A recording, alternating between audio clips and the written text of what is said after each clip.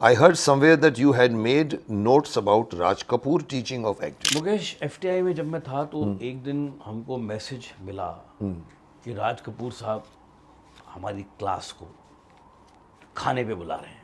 लोनी में? नहीं, blue diamond में, अच्छा, ब्लू डायमंड होटल जो में। होटल है वहाँ पर। लोनी में भी गए थे हम, वो बाद में गए। तो मैं तो पागल हो गया। मैंने कहा यार ये तो कितनी बड़ी अपॉर्चुनिटी है कि मैं as a student Raj Kapoor साहब को मिलूंगा।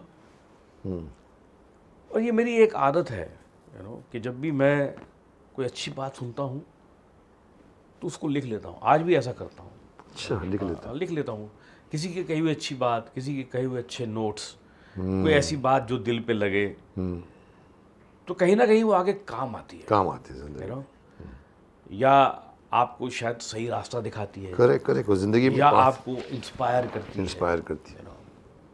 तो जब उन्होंने बुलाया तो मैंने वो सारे नोट्स जो उन्होंने कहा था, मैंने उस रात को आके सोने से उसी रात को जो उन्होंने फंक्शन में कहा, जो उन्होंने उस हमारी उस क्लास को कहा, क्लास को एक जो लेक्चर दिया तो वो उसमें पॉइंट्स दिए उन्होंने, सब मैंने लिख लिए। अच्छा। अभी भी वो डायरी है मेरे पास। अच्छा। और बिलीव नहीं करोगे मुकेश, उस डायरी को मैं आज भी कभी कभी खोल के देखता हूँ। एक दो बात बताओ उसमें से।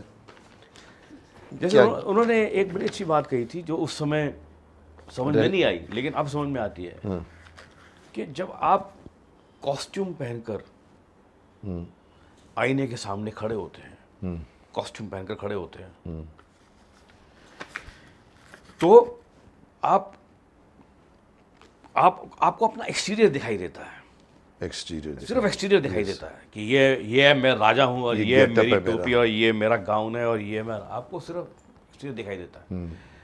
लेकिन अच्छा एक्टर जो वो है जो एक्सटीरियर को देखे और जल्दी से भूल जाए।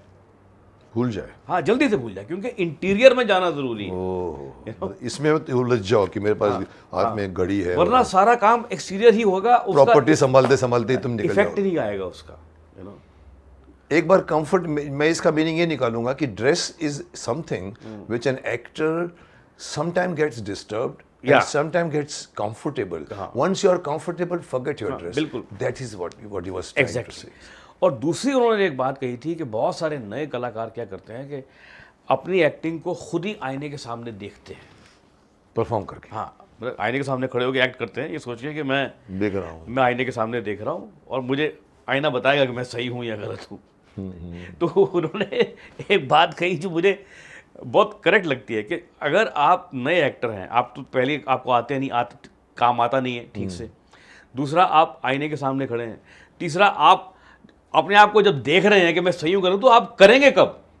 अगर आप पहले ही जज कर रहे हैं अपने आप को, आप जज बन गए, मतलब खुद ही खुद जज कर रहे हैं। आप जज बन गए तो आपने किया, आप करेंगे कैसे? आप करेंगे क्योंकि आपका ध्यान तो ये चला गया कि मैं कैसा कर रहा हूँ, उसी में आप उलझ जाएंगे। ऑब्जर्वेशन वाले का तो दूसरों का होता है, बाहर का होता है, तो खुद का खुद।